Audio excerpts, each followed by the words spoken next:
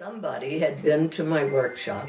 This was early on when I did them, and he had told Dr. Shrum about it and suggested that it might be something he'd be interested in. Well, Dr. Shrum came, and at that time, if anybody came to my basic workshop, Life Context, then they were told about the depth contact when I saw they were eligible and they were devoted to it enough. So Dr. Shrum showed up. I didn't know he was Dr. Shrum, he was just Shrum. He come in and he went through it, and then I was going to do my depth contact. And he said, well, he'd like to come back to that, but he doesn't know if he'll be able to be available. I said, that's okay, whichever way. Well, he comes back to that one. And then, as luck would have it, I had seen that women were off on a crazy course, so I had a whole weekend just workshop, or whatever you want to call it, here in my home for 12 women. They came, I can see them yet out there in the backyard dancing. I put music on at night. That's what we, anyway, it was a whale of a success.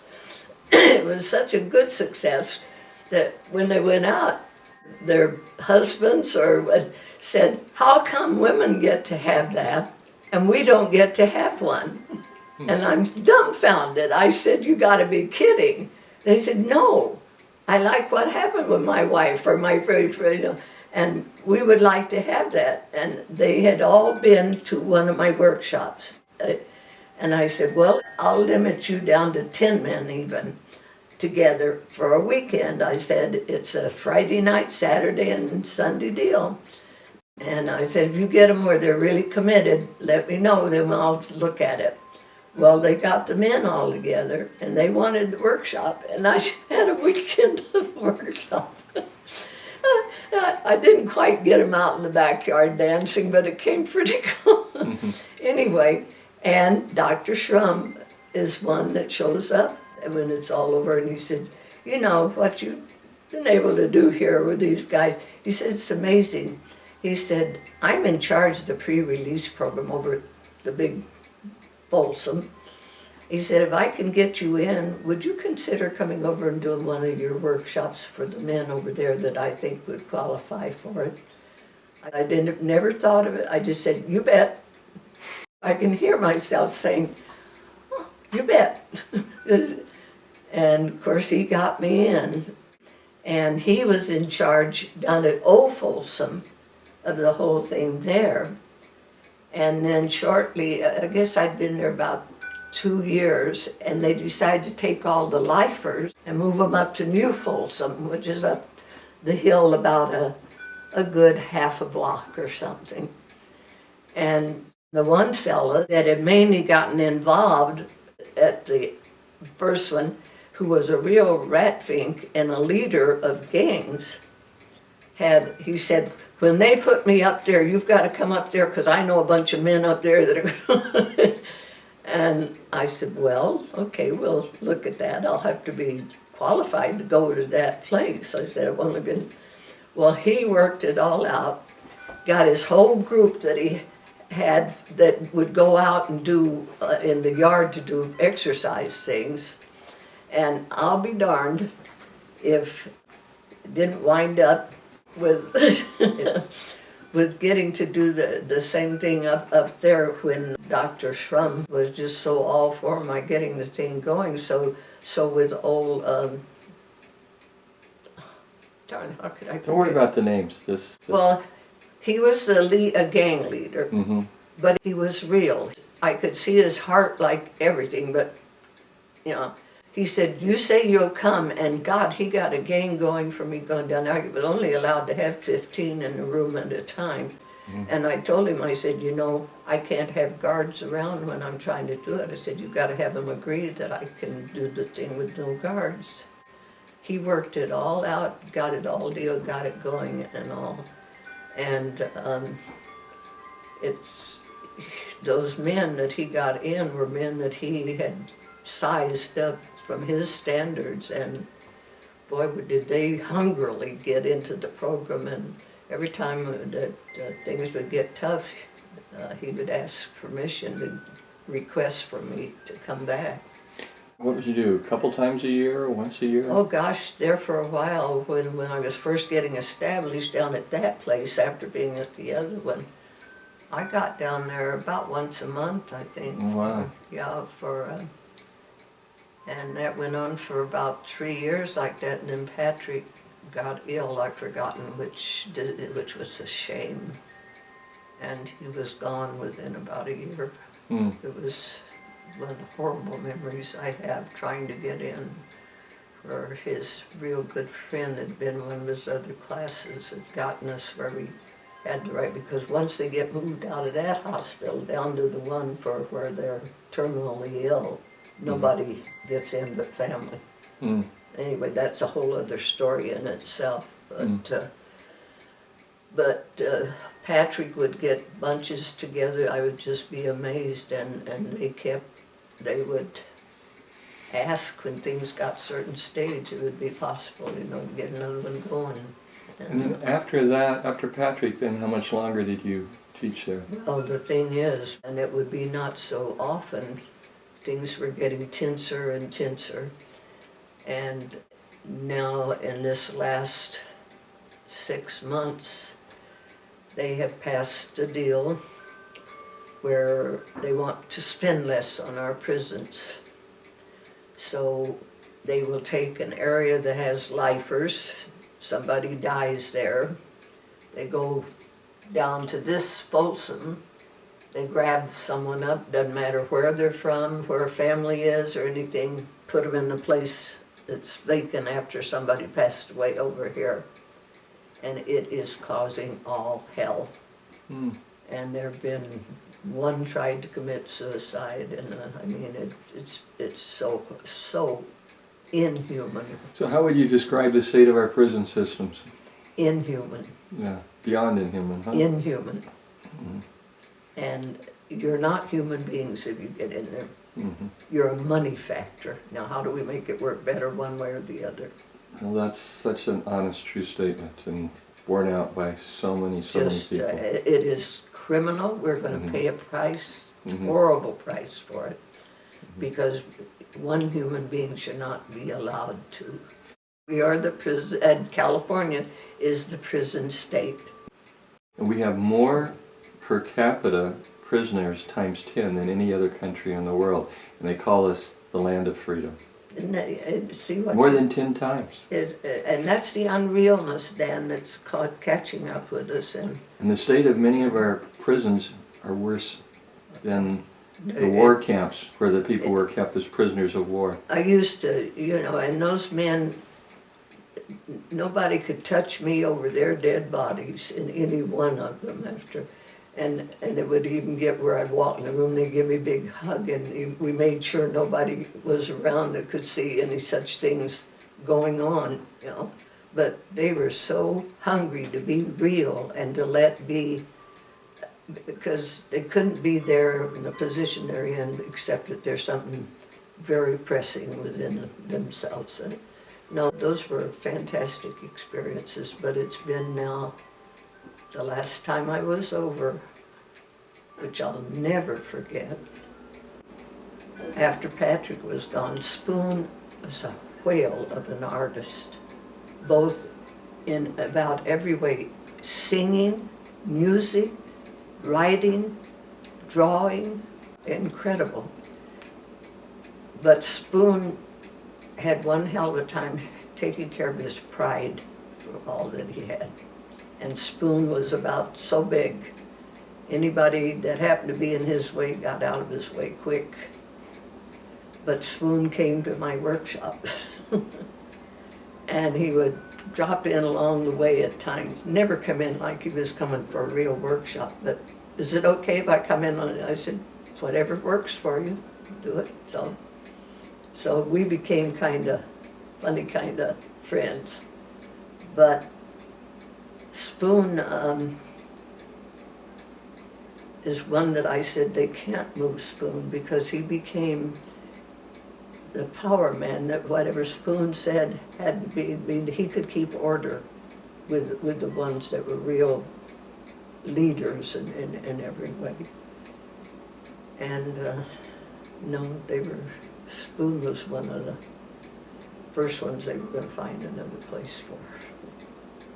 I haven't been back now that was 3 months ago, and that day we were given the room to go into.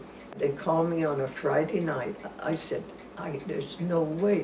They said, we've got a space, they're going to let us in on Saturday morning, surely you've got. And I thought, there's no way, I can't not go. So I got myself over there, wondering what on earth, how I was going to, because I need a little bit of time to get a preparation going. I had nothing. But they all start coming in the door. 2 wheelchairs come in. I don't ask questions. I know what that represents. And all of a sudden, everyone becomes I could feel the tension. Spoon is coming in. And Spoon has just been allowed to come up from the hole. And I said, all right, God, this is utter unfairness. It was bad enough, and you could feel everybody sort of tensing up. How's this going to go? And he plops himself down in his favorite seat, and they're all there. And I could tell, do it quick, do it quick. And there's paper and pencil out on the table. I said, okay, there's paper and pencil out there. We've got so much time, a free place to be, isn't that wonderful? Get your tails together and get ready and write about where am I in my life. I don't know where that came from, but he sat there and then he grabbed up the paper, the pencil, and he grabbed up the paper, and then he started writing, my criminy, page after page after page. And I had just so much time, and I watched it, and always what had worked every time before was when something was really tense, we had to have some time for those that were most tense to have a right to read what they'd written. I said, okay, we've got just so long to stay back in this room, and I said, let's do as we always do. Anybody that feels they need that further feedback for themselves, the floor is open for reading. I'm going to read mine. I said, well, okay. That's okay. And he started reading, and God, what a pouring out, and tears start coming down. And he slams the paper and the pencil down, and the room was like an electric something or other.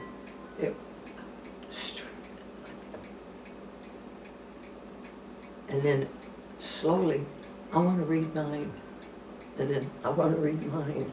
I have, all the years, I've never had the experience of that day there.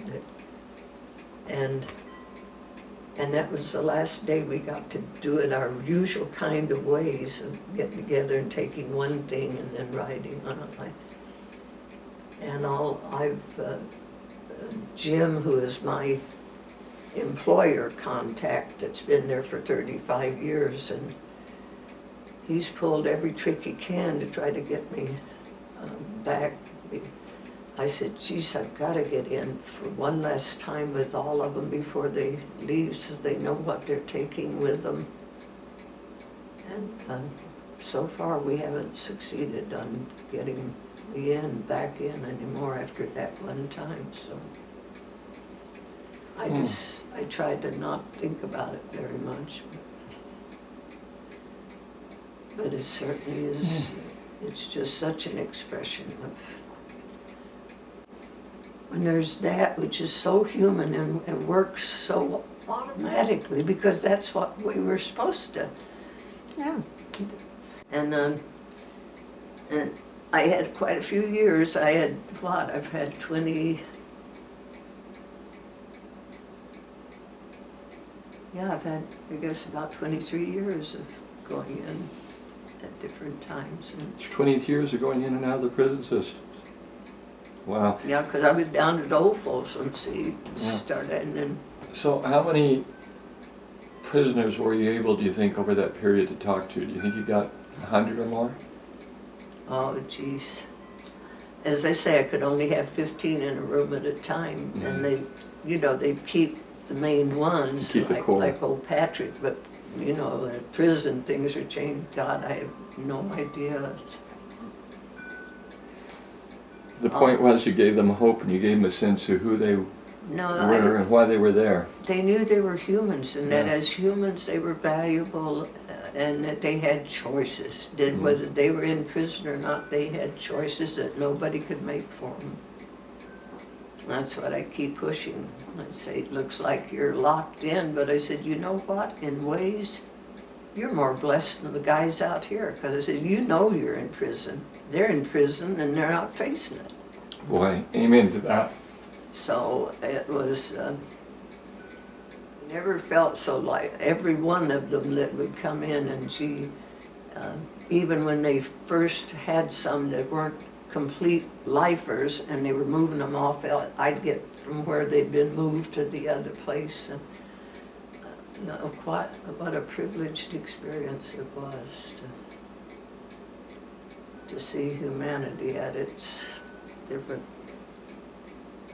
moving points and the whole thing. No, when I look at it, Dan, I don't know anybody else that's had the experiences I've had. You're truly you.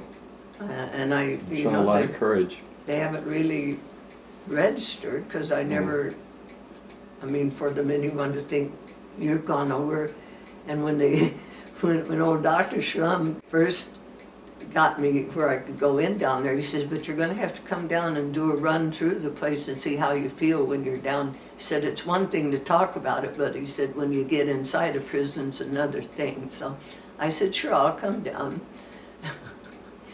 And so he starts me out, we're going down through everything, and we come to the one big room, which is at that time where they all would meet they would cook food, you know, put out, and they would all come in and get their food in that room. He said, you see anything different in here? And I said, well, looks like they've got plenty of room probably. He says, yeah, but look up. And I looked up, big hole over here, you know. And I looked a little more, and he says, there are guns at each one of those locations. He said, any trouble down here, he said, they get a warning once. And he said, they say, this has got to stop right away, or these are going to get turned down there.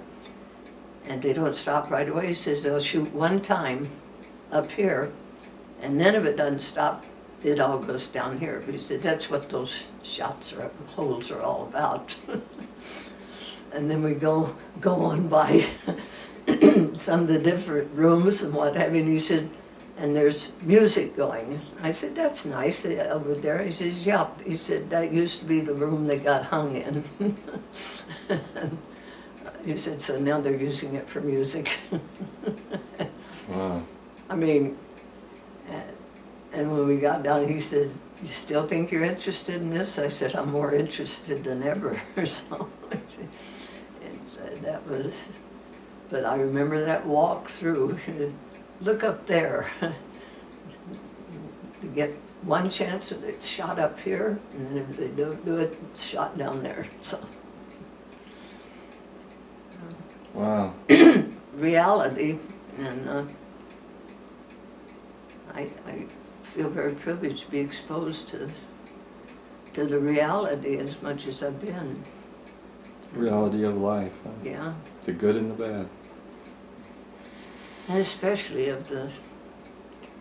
So I just want to hear your message for today, you know, for young people today and not that young people today, just something really, really positive. Because I know that you are a very positive person. When I get out amongst a bunch of them and I said, accentuate the positive, eliminate the negative, and don't mess with Mr. In Between. I said, and whenever it gets thick, just start singing that. Right, yeah. And it's gotten where that's seen through a few things, but is to realize nobody's going to ultimately take responsibility for making things right or wrong for you but yourself. But you do have choice, no matter what your facts and details are. You always have choice as to how you're going to respond. And no one can take that from you, and that is your responsibility. So that is, keep putting that in front of whatever.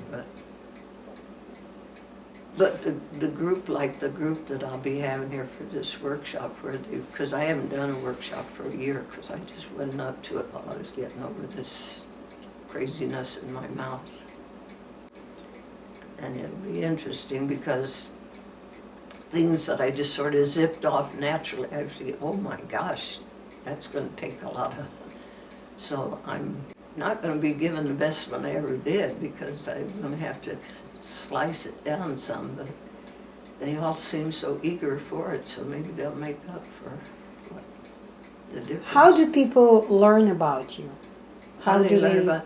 Yeah, how do they learn about workshops? How do Well, they? the darn web thing's got workshop from New York.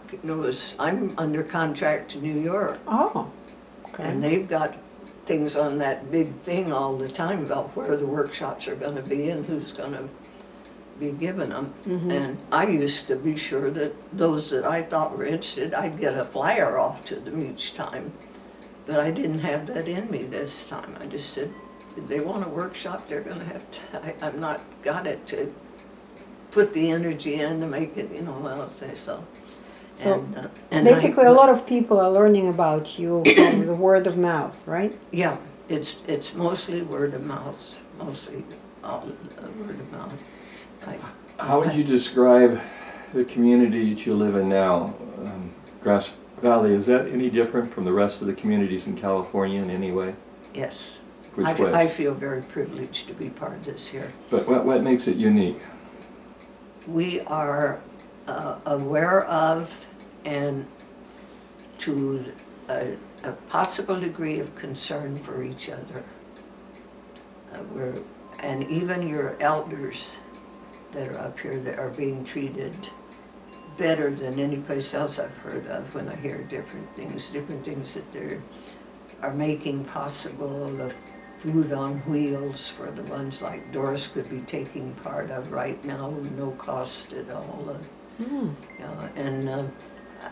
They are showing more concern because we have a tremendous amount of elders up here. People are learning more and more. This is a good place to make your last statement at, Why do you think, there's a phenomenon, Ann and I have recently become affiliated with a program called Thrive, and as part of that, we've learned that Grass Valley in California was one, even up to a year ago, right after the movie came out, there were over 400, 500 people here that, Hannah's putting your hat on, that movement that she's got on your head.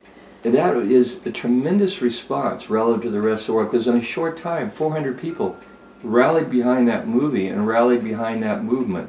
What makes this community unique? They're so receptive. Well, and that's what gives me concern. It's emphasized, our newspaper emphasizes, different clubs that get organized emphasize it. A lot of elders here, so even that part gets brought in a kind of creative way. There's enough good treatment, you can have all kinds of organizations and everything, but there cannot even be a real established feeling of one person in it caring. And there's enough feeling that there is concern, real genuine concern, and that things have to change. We really have the message that things have to change, I feel. So it's a really kind of a community feeling. It's not the ego or the personality of one person. It's really from the community, from the grassroots. We've got plenty of egos, but and if somebody's talented at something, they get plenty of attention here, I tell you. We are also, other than your elders, we are concentrated on art, whether it's the art of drawing, singing, making something, doing something, dancing. We are an art center here. Can you tell us, Mom, about your involvement with the singing group here? What did you call them? Music in the Mountains. And how long were you involved there, and what did you do there? Oh, God, do I miss that. I was involved there, must have been darn near 30 years. And what was Music in the Mountains all about? What did they do? Music in the Mountains started up when we were trying to get a singing group going that can be a serious singing group. And again, the person that was going to be organizing this and all flopped out of the picture or something. And two Sharpies from San Francisco had to come up and take over what was trying to get organized. And they made it clear that they were serious about this, that they wanted to get real music programs going in this area with real artists. And if any of us were interested to that degree, then we should let them know as soon as possible, because they were still down in San Francisco wondering whether they should come up or not. Everybody in the place came. I mean, we were so eager for that. And we got them really on the button, and they got going, and that's how it unfolded. And both of them were really into, well, they were from San Francisco and that area, and you had to, whatever you put on there, you know, it had to be real. You had to be How often did you have programs? once a week. Oh, but to the public. Oh, to the public. But at the beginning, we'd maybe get out three, well, we got good Christmas stuff out at Christmas time, and at Easter time? Easter time, Uh-huh. and summertime. We'd get 4th of July. We'd get, and we would use the fairgrounds. Very nice fairgrounds, big Well, fairgrounds. yeah, and see, everybody was eager for this to happen. It meant a whole lot for the area. So you not only had singing, but you had really good music there, Yeah, good musicians. and when we needed, we drew a lot of people from, even from San Francisco. And whenever, until we started, and we started getting more and more our own very outstanding artists developed from here. It was fantastic what we'd done for this area. Music in the Mountains, almost unbelievable for a little area like this, and the kind of performances that get put And you on. personally sang in the choir for 30 years? Well, let's see, no, I had to give it up, what, 2 years ago, was it? Well, 25 at least. Yeah. Wow. No, I was there that first night. I was one that rushed back and said, I just came up from down the Bay Area and I wanted to be part of this. No, and we all pitched in, and we contributed what we had to contribute, and we found out we had a lot of art in our area. Paul had his heart in it. It was, I mean, he had been really a organizer down in the big areas, and he and his buddy were really looking forward to coming to something that was more calmed down and sane, but yet gave them the same possibilities for quality. And boy, people just came in, from ones with money came in, and it was beautiful to see. Tell us about how you learned to ski and your love for skiing. Oh boy. Well, I was a female. And all the males didn't see any sense in getting tangled up with having to take care of bringing a female along. So I made a deal with them. And I said, if I take lunch stuff for that one day, and all you got to do is take me up there and you can dump me at the place where I can get on. And I said, then at lunchtime, I'll have it all in one place. You can come back and eat, and none of you have to be bothered. I'll learn on my own. I'll be darned. How old were you Oh, when you first started skiing? probably that was about in my last year of high school, wasn't it? Or was it a little before that? About 17, as I remember. Yeah. Yeah. And Descriptions. they weren't going to keep me out once I got invited. And that's the deal. And then I can remember, like, Jack Harlan, especially, some of them got called back into, yeah, so the war must have been going on, because he was called back in to, he was one of the pilots, and he had to go. And I remember how important it was to him when he got leave to come home and try to go skiing with us. And he was a real good friend of your dad's. It'd be a car full of probably 4 men, and I'd get. Where would you go? The first one we did, I wanted to remember that. It was right out of. San Gorgonio? Yeah, it could have been just. Did you go, I think there's a place still in, it's called Snow Valley or Squaw Valley. Snow Valley. Snow Valley. I remember that. Or there's a little local resort that I remember you took us to as kids. Yeah, I remember, and you had to hang on. Well, that one was one that was right out of Bakersfield, you know. Oh, Greenhorn. Yeah, that Yeah, was. We started I there. can see you yet there. Yeah, when you skied Mammoth the first time, did you have chairlifts already, or what was going on? There would be one little chairlift in one place that was there. They would send down a big truck and throw things out and back Ropes. that you could, as many as could get hold, and they would, because nobody was clearing the snow off, or they'd have to have something that was big. But don't you remember, Mom, even before they had the chairlift, they had something called a rope tow there. Yeah, And it was a big deal the first year we had a rope Yeah. tow there. yeah, I remember that rope tow there, and Remember the old grippers and how they get wet on your pants? We wore those baggy pants and they get wet. no, we went through the whole process. You see, that's it.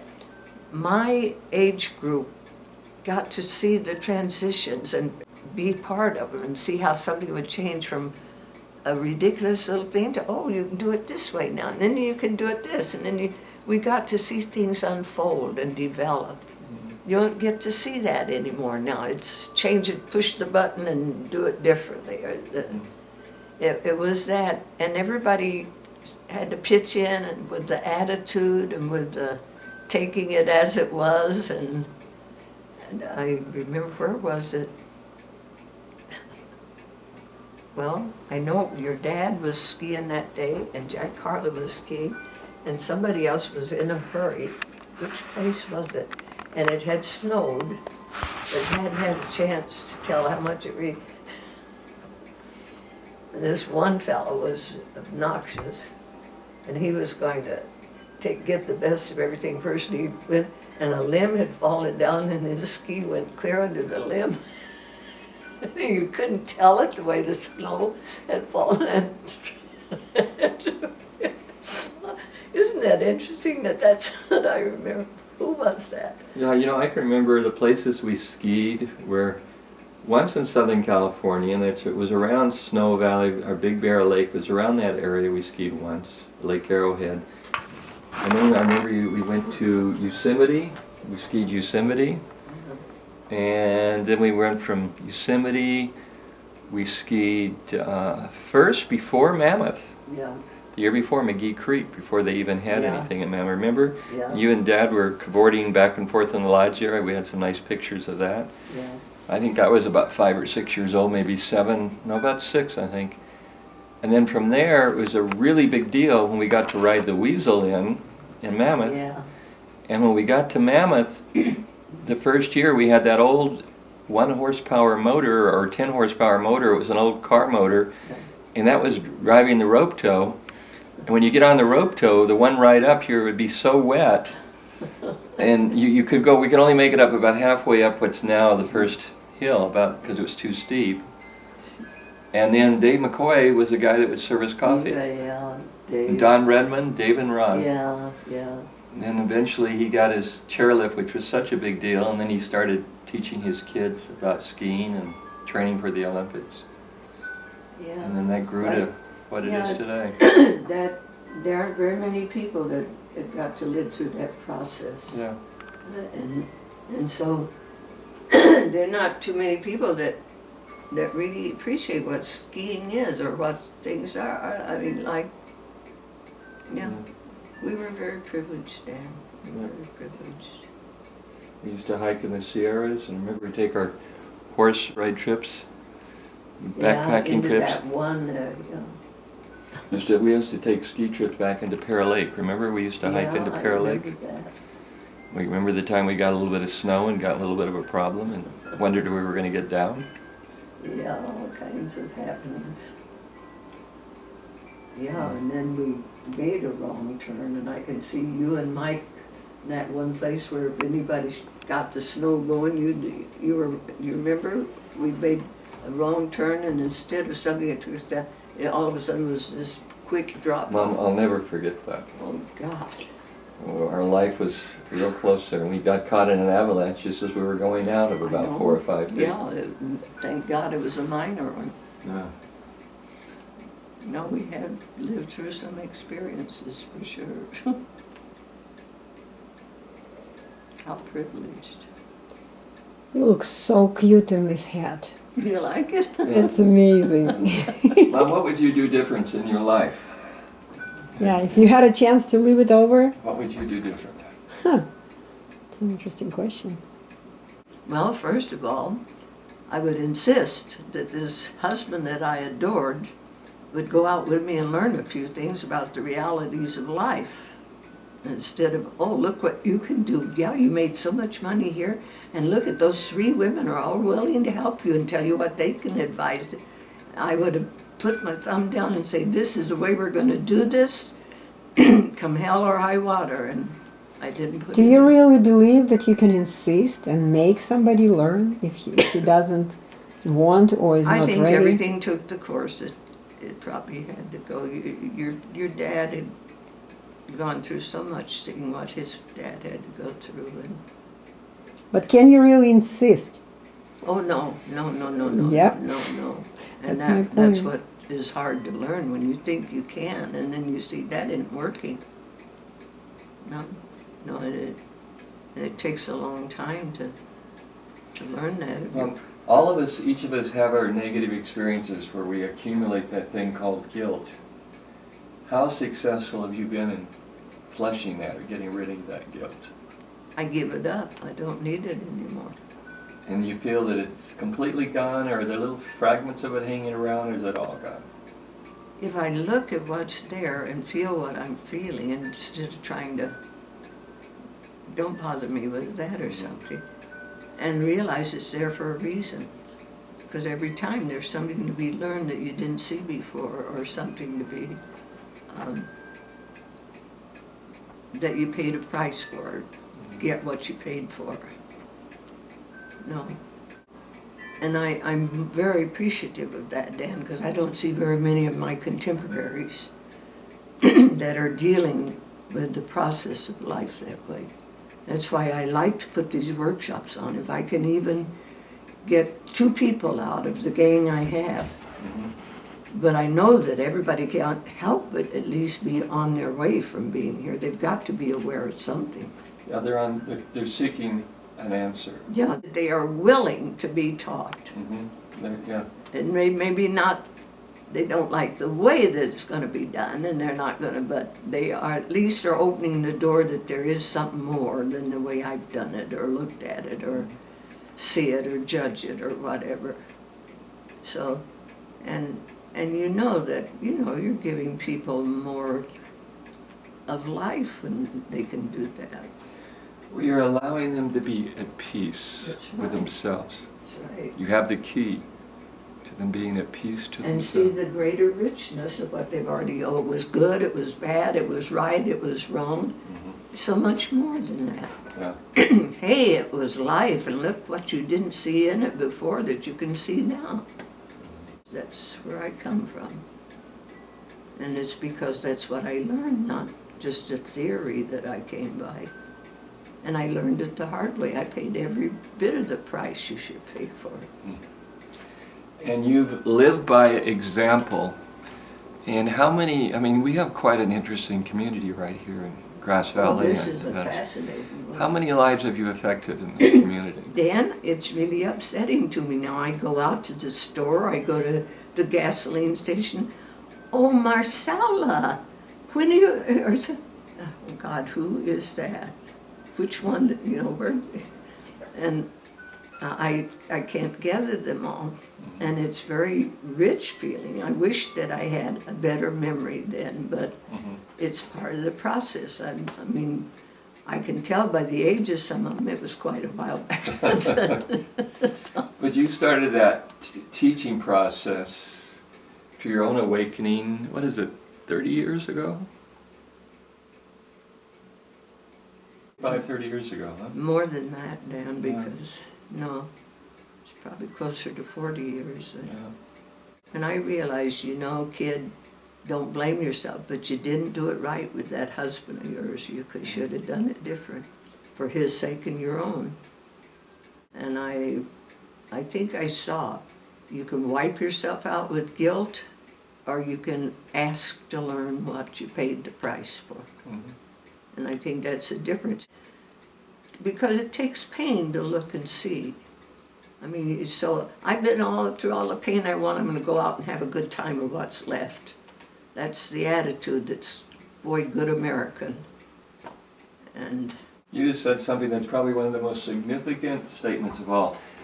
It takes acknowledgement of the pain to grow, gosh, to learn from it to grow. And if you hide from the pain and leave it out there, it never gets dealt with, you're a block. it's always You going don't to grow. be there. It's always, Yeah. and it's going to enlarge and come in different packages. It has no, and that's what we're teaching, that we can get away from it.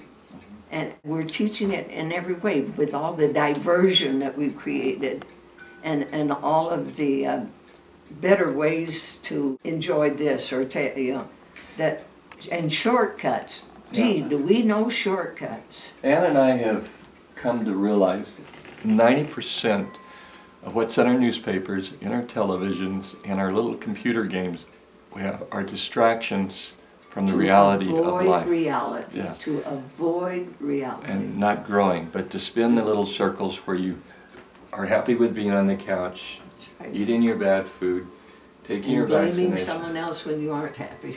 That's exactly, or wanting something. Or for nothing. unhealthy.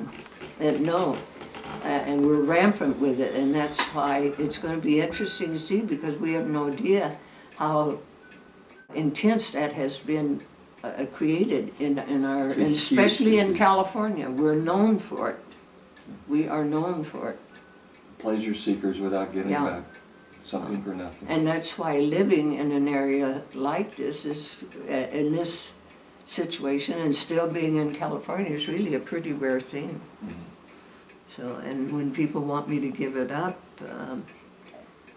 well, there's a time when we may have to give up everything, and I appreciate your help and Terry's help and all, and showing me alternatives, but I'm not ready for an alternative. Good for you. It's just all there is to it, but I do appreciate that. And I hope someday Terry will be able to see that's to make her feel more secure, not me, really. Mhm. That's okay. She's pissed off at me right now. So. I have a question. You mentioned that it's healthy when a person acknowledges his or her past.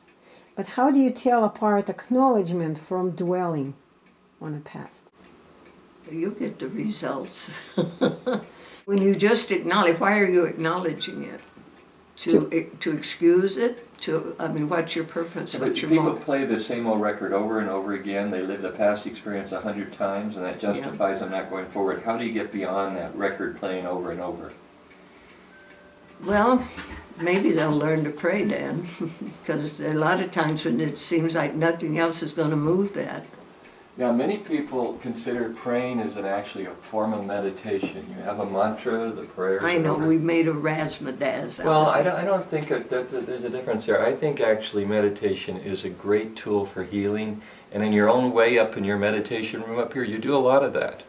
Yeah, but there's an element that we are very good at, where we can convince ourselves that we are in the meditation because we want the growth from it, that we want what the Christ and the great ones have assured us is there when we release and allow that to be.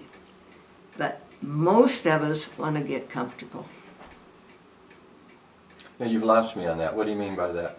We think we want to pursue this, we want to learn this, we want to...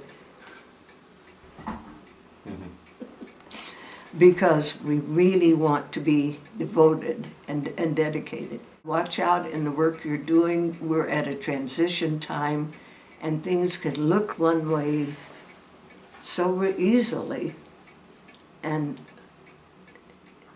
self-deception is just so easy and so self-righteous that God, we live by self-righteousness. Is that something called an ego, being in control? It's worse than ego. It's subtle.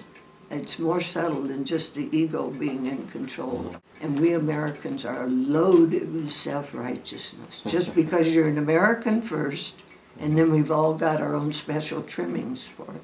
Now, don't repeat anything I say now, but the shamanism that they're teaching that Terry is so devoted to and really devoted to is loaded with self-righteousness.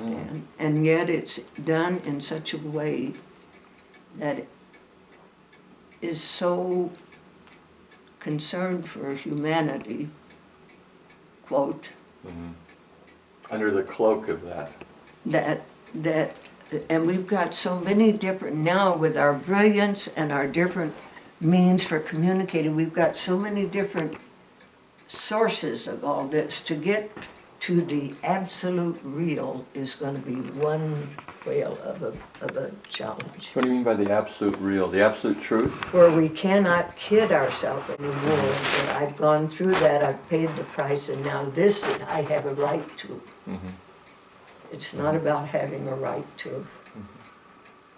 It's a matter of being available. And you're not available until all self-purpose is wiped out. That's getting flatlining, I call it flatlining the ego, getting the ego out of the It's picture. really there. So you started talking about what's the purpose of your acknowledgement. For most of us, as hidden as it can be, it's to justify. It's to justify. And what we don't even know what we're justifying, but that urge in us, there's something. So what do you mean justify? Means kind of excuse? And for wherever we were in it, whatever part was our part, whatever went wrong that went. Is that healthy? Is that healthy? Yeah. That will keep us trapped for 5 lifetimes, let alone When you 1. justify, you don't go forward. You do not accept the responsibility. Right. You've already got your picture of the way you really, and it's so subtle you don't even know you've got it. But you've got your picture. Think about your past. Just to acknowledge what happened, and what do you do next? What's the next step? You release it. How do you do that? It takes an awful lot. That's the key. How to release. Yeah. How to shut off. How to put your past in a box, and then you can grow and go forward. That's when I say real prayer is needed. That's when my prayer is really, you know, God, I'm going to play every trick I can and don't even know I'm playing it to be justified here. I really don't want to be justified. I want to see it for what it is so I can make it creative and something I'm looking forward to and participating in, because that really is who I am. And all the people you've met in your life, have you ever come across someone that comes close to being the perfect person in terms of their own emotional growth? Or are we all going through the process? Well, we're all going through the process, but you know, I got to go get the picture of this old guy in here. He, I don't know if you ever remember my going to, can't even remember the name of the place where he, yeah. This guy here lived in our times. He went through things, was tempted same ways, and they really wanted to make him the ruler of the world. And they honored him in so many different ways. This is when he was down at the places down there. That's not Christian murder. Oh, yes, it is Christian. He lived a good part of time in America, so what he had to say was genuinely applicable for if you were an American. And he genuinely tried to live a life of who he really was, of truth. And he saw the way we play games so readily. in the name of religion, being a good person, doing what's right, all kinds of things. And you see that look on his face? He saw right through the whole schmear. And I was privileged to go to Switzerland, that's what I was trying to remember once, where he gave lectures, 3 months or something that he'd done. And they got so huge because people came from all over the world, and so they had it in this huge big tent-like deal. But if you got there early enough, he sat at this one place, and there was a gang of young people that really wanted him to change their lives, and they'd sit all around by underneath his feet, and I joined them. And to sit there and feel the different changes of energy of those people, because he would pin them, he'd catch them when they were getting off easy each time. Oh, you don't mean that, you didn't, that's not what, no, he just, and he'd look at them so it looked right at them, they couldn't, you know, he was real. And I certainly appreciate what I received there because he pinned me down. I was trying to make an easier way out. That was, when was that in my adventures? That was, no, that was when I knew that that a divorce was already about in process. That's when you wanted Dad to go down with you to hear him. That was just... And he actually did go down with you once. Something did happen there at Fahey. There was one something. He went with you to that. And it was overwhelming to him. Whatever it was, he did. I thank you, Dan, for remembering that. It was so unsuccessful, I guess I crossed it. But he was, those eyes, he could see right through the phoniness. And when those young people would be there trying to impress or something, he'd say things, and he'd say it in such a way that it was so, they couldn't duck out on it, and they couldn't feel insulted, and they couldn't argue. They just pin it right down. I felt so privileged to be part of it. I remember the little gal that sat next to me was as pregnant could be. And the next day she wasn't there. And then the next day she was there with her babe.